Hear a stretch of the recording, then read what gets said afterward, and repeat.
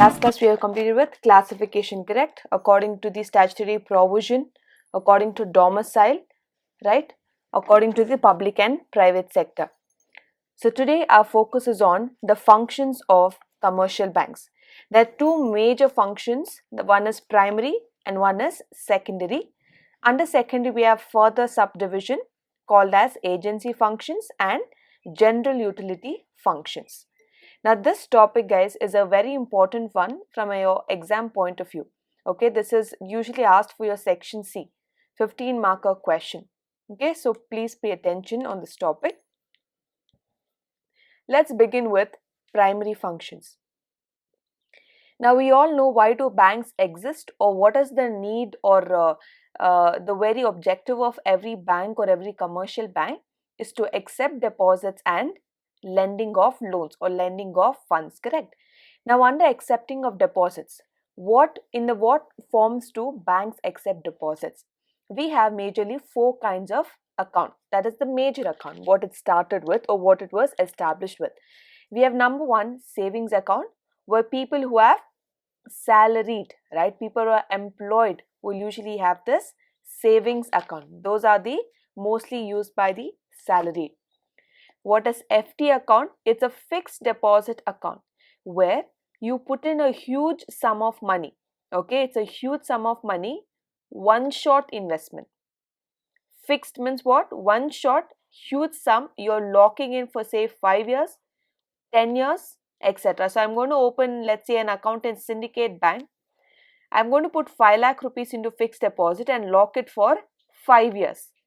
For that 5 years, I'm going to earn interest, and once that 5 years completes its maturity, I will get 5 lakhs plus the interest earned on the 5 lakhs.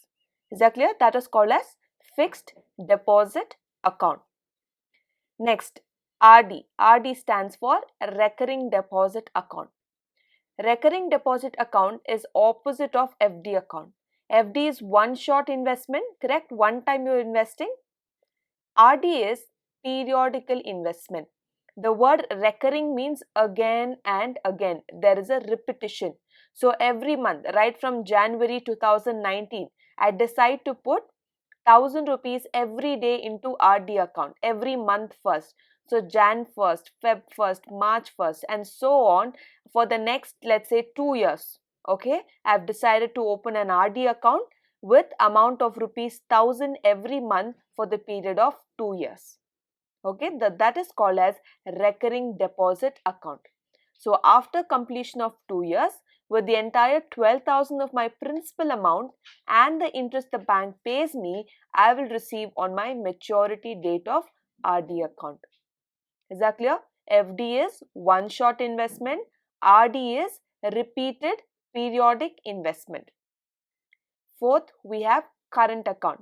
Now current account is only opened by traders, business people or sole traders, entrepreneurs. Is that clear? Only for the purpose of withdrawal or for the purpose of conducting business activities. Now, there are certain conditions for savings, FD or RD in terms of how many times you can withdraw or how many times you can deposit, right? Now, FD or RD also, if you're locking for 2 years, 5 years, in between that, you are not allowed to withdraw your amount or cancel your account. If you cancel, if there is an emergency and you want that money back, okay, whatever you invested in FD or RD, then only in case of emergency maybe the bank might allow. But again, whatever the bank promised you interest, let's say 10% on my 5 lakh rupees, they might not pay full 10%. They might end up paying 7% or 8%. Because why? I'm breaking the FD account tenure period, because the period was 5 years and I'm breaking it in 3rd year itself. Okay, so only in case of exclusive emergency I can withdraw my FD or RD. Correct? Otherwise, it is locked for 3 years, say locked for 2 years. Now, current account is not so. There is absolutely no limit for how much you can invest into it or how many times you want to withdraw from your current account. That's only available option for business people, because business people will have numerous cash inflows and numerous cash outflows. There is no limit for them, right? Because every day they deal with suppliers, they deal with clients, they deal with customers, and they deal with various other companies where they have links with, correct? So there's a numerous cash inflows and outflows in their day-to-day business activities. So the suitable account for such business people is current account. And you also have one additional facility for current account. I'm sure you have heard about this. It's called as overdraft facility. What is overdraft facility? Even when your account is zero, right? That this overdraft facility is not available, say, for savings account. Savings account, how much ever the money you have deposited or salary is credited in the account, only up to that extent can I withdraw. Let's say my salary is 10,000, 10,000 is credited in my savings account, only up to 10,000 can I withdraw, but I need to make sure I need to maintain what? A minimum balance in my account. But that's not the same for current account. Let's say today the company's current account is balance is nil, it's zero. But then if the bank wants money, right? The bank is if the company wants money from the current account, the bank will provide an overdraft facility even when the account is zero and the company wants to borrow another extra 10,000 rupees, it can avail through the option of overdraft facility. So that's the benefit of current account. Even when you have zero balance, you can withdraw money from your overdraft facility. So these are the 4 different kind of deposits available for a commercial bank. And later you have other demat account, which is only used for purchase and sale of securities, okay, that we learnt in financial markets. If you remember, secondary market, stock exchange, where we came across the demat account, right? Using demat account, investor or a customer can buy and sell securities, okay? But that's the next level. The basic is these 4 different kinds of accounts. Second, we have lending of funds. We know that one of the primary function of a bank is what? Lending of funds, or making sure the business people borrow money from the bank. So the basic purpose is to lend business money whenever they require in terms of short-term capital or medium-term capital or long-term capital. Hence, banks must keep or set aside a sum of money from their total deposits in order to what? Help, or in order to make the funds available for business people to borrow. As we know, when we discussed about in the last class, non-performing asset, where does the income arise for a bank? From loans, correct? So let's say, for an example, deposits on deposits, let's say on FD account or RD account, the bank has promised its customers 10% rate of interest. That's not the usual way in the reality, but for an example, 10% rate of interest it is promising for customers on deposits. Now let's say there are business people, or there are companies who come and borrow capital in the form of loan. They take loan from the same bank. How much do you think the percentage of interest will be? 12%. That means, how does the bank make profit? It is the difference between the interest that is charged and the interest that is paid, or interest that is charged and interest that is given. So on the loan, 12% they are charging from the borrowers or from the companies. And how much are they paying for the depositors? Only 10%. So what is the difference here? 2% is the profit margin of the commercial banks. I'll just repeat that statement. 12% is what they are charging on the loan. That means the money has to come inside of the bank. That is, there is an inflow of 12% of interest into the bank, and there's an outflow of 10% of interest on deposits. Is that clear? So they're receiving 10% of interest, but they're only paying 12% of interest they are receiving, and 10% of interest they are paying. So the difference of that 2% will act as income to the banks or to the commercial banks. So the lending of funds is a very primary motive, or it's very important for the banks. Is that clear? And there is a division in it. You have short term loans available, you have medium term loans available, and there is long term loans available. And no, now more advanced version, you have educational loan, you have personal loan, you have vehicle loan, etc. Why?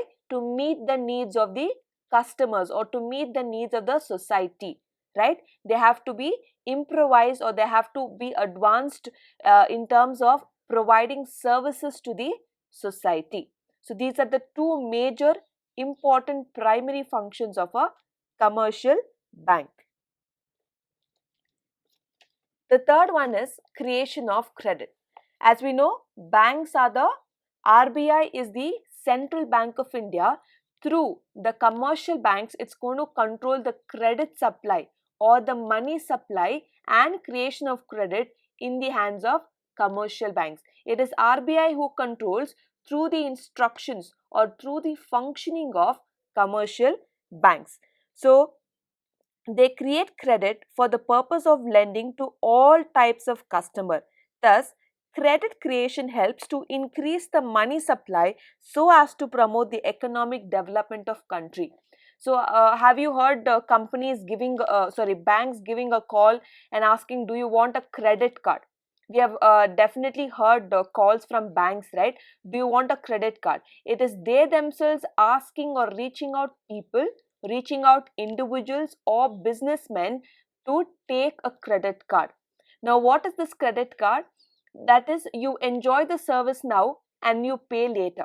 That's the concept of credit card. Whereas debit card is issued only for savings account, correct? For savings account. Whatever money you have earned first, you will enjoy that. Correct? Credit card is opposite. You first enjoy the money, the bank's money, and then you repay them on a later date. That's called credit card. Correct? So here creation of credit is the banks want to encourage people of all kinds. It's not just businessmen, it's not just traders or entrepreneurs, even the other individuals or salaried employees, right? So they're going to make sure that credit is created. Why? So that people or business can take this credit facility and utilize it in creating employment, utilize it in creating a product or in rendering a service, and automatically all these activities are going to lead the economical growth or the development of the country. Okay, directly or indirectly, whoever is taking this credit option has to contribute towards the growth of the economy or country. That's the reason of, or that's the intention why banks want to create credit. Number 4 is use of check system. Now, use of check system. Now, before banks were introduced, we know all of us as Indians or traders in India will always use the medium of exchange is what? Liquid cash. It was the currency notes or coins in the medium of exchange, and there would be a lot of difficulty because you would lose money, you would forget money, there would people would rob money, etc. There would be so many disadvantages in using liquid cash, that is currency and the coins, correct? So banks introduced this use of check system because it is more secure compared to having your transactions in cash. And for business, it's not just 1,000 rupees or 2,000 rupees. They deal with lakhs and crores of rupees, and that is highly impossible and highly insecure to exchange in the form of liquid cash. So banks came to the rescue by introducing what? Check system. So as soon as you open a bank account, definitely you would have received a checkbook, correct? So that is meant for using the check system to avoid the usage of liquid currency. So today the use of checks to settle debts, it is found to be more convenient than the use of liquid cash. Deposits can be withdrawn with the help of check, which is a negotiable instrument. So in case, let's say A has to pay B rupees 50,000.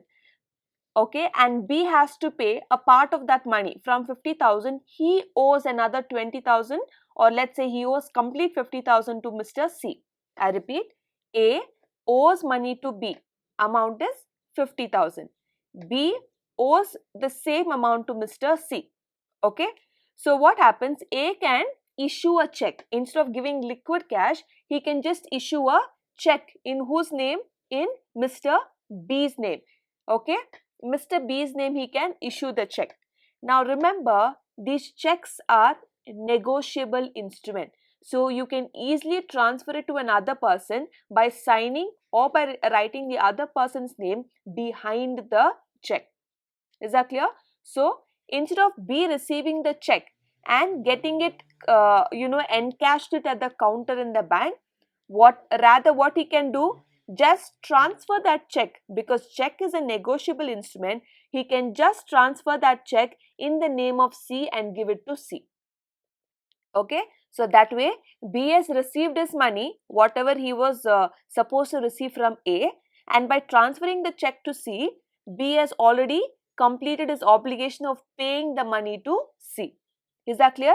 Now C can go credit, or C can go take that check to his bank account or to his respective bank and encash the check. Is that clear? So that is the usage of check system. It is more secure.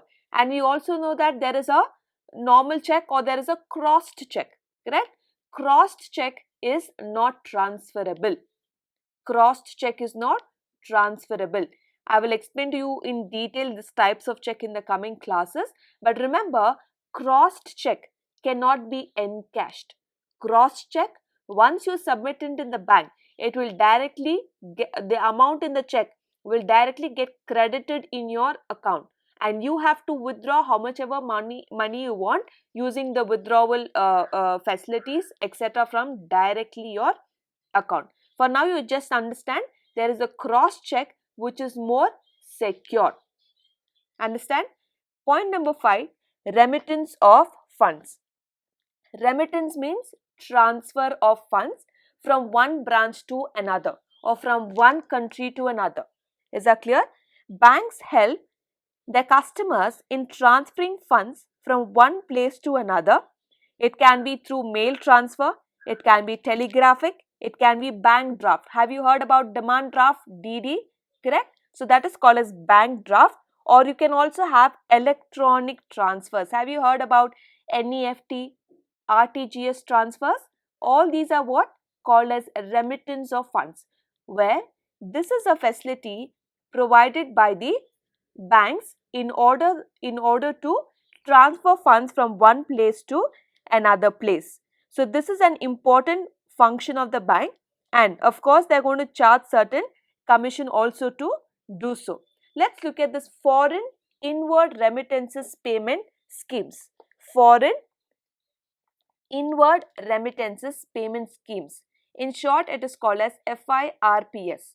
Now this is a new scheme which is mainly intended for facilitating easy remittance of money from foreign countries, right? As the name itself says, foreign inward remittance.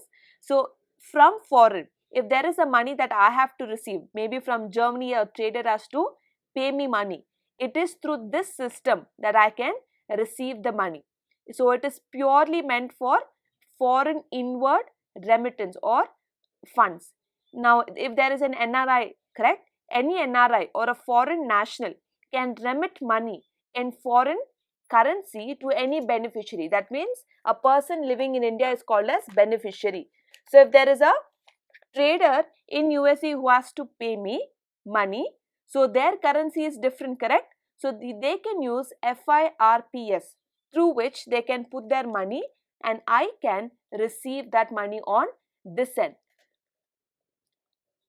So the concerned branch in India will convert the foreign currency into Indian rupees at a prevailing rates to the beneficiary. Now let's say they have to pay me 10,000 rupees in the form of Indian currency. but they cannot pay in rupees, right? They can pay only in their country's respective currency. So what they do is, in their respective currency, they're going to transfer it. Using this system, the banks are going to convert it into rupees and give it to me. That is the beneficiary. So foreign inward remittance payment schemes is mainly meant for transfer of funds from a foreign country to India. Is that clear? So these are the first basic 5 primary functions: accepting of deposits, lending of funds, creation of credit, use of check system, and remittance of funds.